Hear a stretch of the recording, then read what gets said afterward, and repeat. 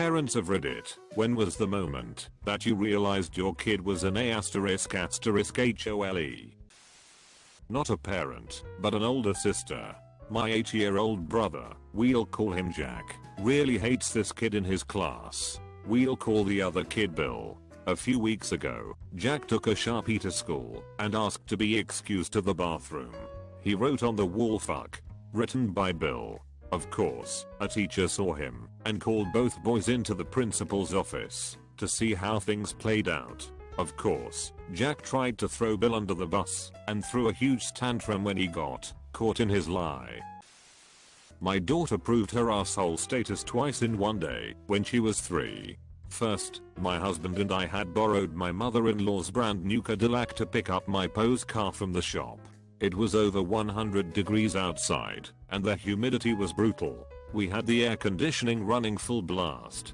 We pull up to a stoplight next to a bus stop where a homeless man was sitting. My daughter rolls down the tinted window and yells, "Hey mister, it's nice and cool in here."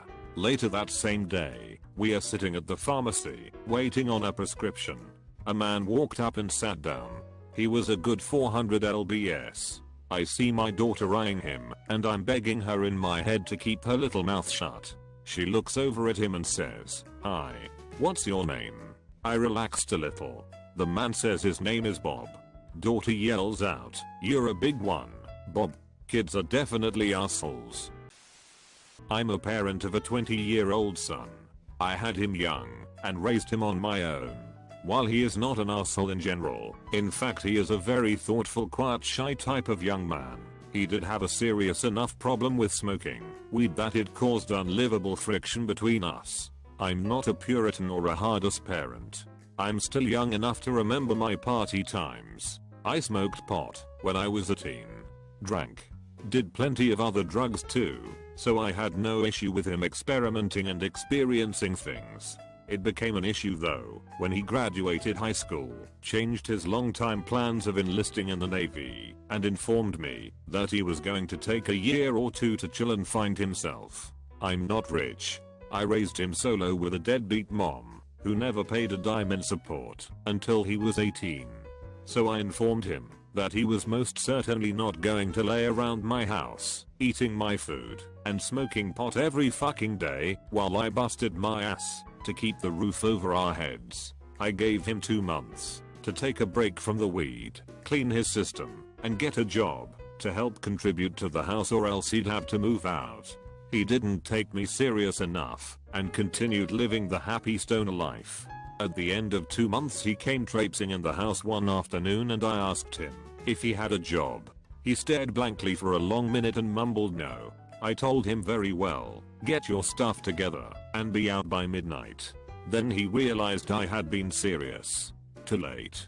I made him leave. He had several months of couch surfing his friends' places until his mother begrudgingly let him move in with her. He was mad at me for a long time, but tough shit. He was being selfish and an asshole at that point, and he needed to learn how the real world works. If he couldn't stop messing with the pot even just long enough to find work and contribute to the household, he wasn't going to have a stoner's life of leisure at my expense. It was a hard lesson for me to teach him, but he learned it. One day I went to make my 2-year-old daughter a PB&J sandwich for lunch, leaving both her and my 2-month-old son alone in the living room. She was watching TV while sitting on the couch, and he was laying on a blanket in the floor. When I went back into the living room to get her so she could come eat, she was sitting in the same spot, but there was no longer a baby on the blanket. I could faintly hear him crying, but it was muffled, like he was under something. Even though he wasn't big enough to roll over or crawl, I started searching under everything. The table in the corner, the couch, which was old and had those cloth flaps between the bottom of the couch and the floor. He was nowhere to be found. I asked my 2-year-old, "Where's the baby?" She tears her eyes away from the TV and looks up at me with this super serious look on her face, blinks those big blue eyes at me at least twice, and says, "What baby?" After about 30 more seconds of searching for him, which felt like an hour, I found him behind the couch. The flap on the back of the couch had flipped back down, and so I couldn't see him just by looking under the couch. I actually had to move the couch out, away from the wall, to get to him, because he was in the corner behind the couch. There was no way she could have picked him up and dropped him behind it. The only thing I have ever been able to figure out was she must have rolled him like a bowling ball under the couch. I didn't leave those two alone in the same room again until he was about 3 and could tell on her. My daughter Rachel has serious issues and has been in psych hospitals and residential treatment centers. She's currently home and I'm grateful, but it's always difficult with her. The moment I knew we had serious trouble was when she had a meltdown at her younger sister M's birthday party and got sent inside for quiet time. She went to M's room and systematically destroyed every possession she owned. Cut up her clothes and bed sheets with scissors, broke every single toy, stabbed holes in her mattress, keyed all her furniture with scissors, and killed their pet fish by taking them out one by one and dumping them on the floor. She took M's American Girl doll that looked like her, gouged out the eyes, and wrote curse words all over it. She was so calm and composed. I had no idea until Megan came running out to me hysterical. When I confronted Rachel, she could give two shits. Not even the remorse of a kid who has been caught being naughty and knows she's going to be punished. I'm happy now. Rachel said like I would be cool with that explanation. Breaking M's things makes me happy. Why? She looked at me like I was stupid because I made M cry on her birthday. I knew then we were in for a long road. Not my kid, but my mom said I was very violent when I was a kid.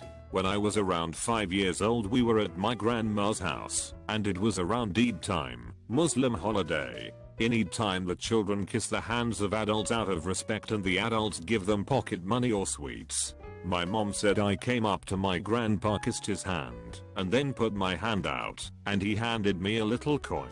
My mom said I gave him a scolding, disappointed face. She said I turned around and started walking away, then I suddenly turned around and ninja starred the coin right into my grandpa's face. He got hit just under his eyes and he got a little scar. To this day he doesn't let it go. When he sees me with a coin or any money for that matter he goes, wow man, drop the coin, no one needs to get hurt. My grandpa is 87 and the strongest man I know. When at 13 years old he refused to admit that he had eaten the box of chocolate I bought for my friend and left out on the counter. His great idea for explaining the melted chocolate all over his face. He got curious and ate his own crap. I kept asking him if that was the story he was sticking with, and he kept screaming, I just wanted to see what it tasted like. Me, your own shit? Him, yay, why don't you believe me? His dad comes home and asks him where he got the crap from. He gets angrier and angrier at the suggestion that he fished it out of his own roost or the toilet. My husband finally leans forward and asks him, son, is it even your own crap? That set him off into a rage of why he would eat someone else's crap. I laughed until I cried. To this day he is angry that I made him replace the box of chocolate. My youngest daughter, who is the sweetest, most princess-loving little girl you will ever know, saw her opportunity and fell to the dark side. I was laid up after a severe knee injury on the couch in an immobilizer brace, drugged up and a couch potato. At about 2 AM she woke up with an alarm, walked out and took all of the fruit snacks to her room. I asked her what she was doing, and the only response was, Pops, these snacks are mine. Go get mom. If you're mad. Right after she moved my crutches, I went right back to sleep. My middle son is an asshole. My youngest, 8, is too competitive and can be difficult, but my middle one, 10, is sweet and charming and plotting all the time. He was giving his older brother, 12, the whole "you'll be my best brother if you do this with me" thing. My oldest is just nice and likes to be helpful, so he'd do it. The middle one was doing the same to the youngest, and the youngest is competitive enough that best was the only word he heard. Well, the youngest son was trying to talk the middle one into something, and used that very same trick. Middle son just looked at him, shrugged his shoulders, and walked off. I'll never forget the "I've been" had look the youngest one had on his face. Poor thing. Middle one also puts youngest up to all kinds of things, and when they are caught middle one always says, "Mama, I told him not to do it. I told him to be good for you." My little sister was the supreme little shit from the time she could walk. I was 4 when she was born. When she was about 2 she started hitting me in the face with anything she could get her hands on. You know those 90s dolls that somersaulted BC, they had heavy solid heads. Yep, got nailed in the face with one. Also hit in the face with the following: fire starter tool, multiple telephones, baking pans, shoes, videotapes, etc. Once we were watching TV together drinking our chocolate milk and she just dumped hers on my head. Another time squeezes caramel sauce on my head as I was doing my homework. Burned like fucking hell when it got in my eye. In 5th grade she emptied my backpack and filled it with videotapes, so I got in trouble at school for not having my things. Around age 5 she chased me around the house with a paring knife. I developed a serious illness at 16, and she was 12 and mad the attention wasn't on her. While visiting the second day I was in the hospital, she looked my parents dead in the eye and said she's faking it and I'm gonna rip that eye out of her arm. I replied, "Yeah Mia, I'm totally faking a tumor and cancer." She was angry that I had all the attention.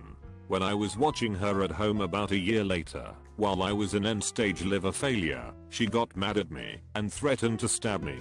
I grabbed the phone to call the cops, and she panicked. So she grabbed me by the wrists and kicked me as hard as she could in the stomach 8 times, knowing full well that any blow to the stomach could easily kill me.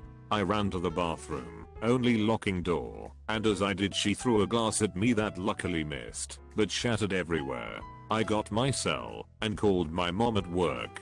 Apparently it was my fault for starting something or acting or some shit. Luckily I'm healthy now and she's better. She's almost 20, so hopefully most of the shitacular behavior is behind us now. When my kid was like 2, didn't talk much yet, he was at daycare and this bigger kid came over and pushed him down and took his toy. My son starts to get back up and take it back, but falls while reaching for the kid as he ran away. So my kid just sets up and gives his little buddy a look, like a "you're up" kind of look. His buddy, who is the same size as the first kid, gets up and runs up to the first kid and pushes him down and takes the toy back. He then walks back to my son and gives him his toy back. They both sit down, look back at the other kid with a "don't mess with us" look. When our 13-year-old decided to steal $200 that was hidden in my desk 1 week before Christmas, he then spent it all in one day on candy and yelled at us for confiscating what was left of it. He also told us it was our fault for leaving money in the house. To confirm that he is a horrible person, he told his mum that he doesn't like seeing anyone else happy, which is why he broke his 1-year-old brother's things. One day my son was playing with his grandmother when he came up with the great idea to play Sleeping Beauty. He told my mom to play Prince first while he pretended to sleep. My mom pretended to ride a horse to him and kissed him on the cheek. My son woke up and they switched roles. My son then rode his pretend horse around the house a few times and did a couple laps around my mom. My mom eventually asked when he was going to save her. He looked at her and said with a straight face, "I'm looking for a Sleeping Beauty, not an old woman." Not a parent, but I have definite worries about my niece. I was watching her last spring while my parents were out of town. She lives with my dad and stepmom. She had just got home and I told her she needed to go to her room and do her homework per my parents' instructions. She said not only was she not going to do her homework, but if I told her to again, she was going to tell my parents that I hit her. I told her I couldn't believe she would deliberately lie like that. When she looked at me, shrugged, and said, "So? I get that teenage years are supposed to be awful, but the whole 9 to 11 range is really killing me."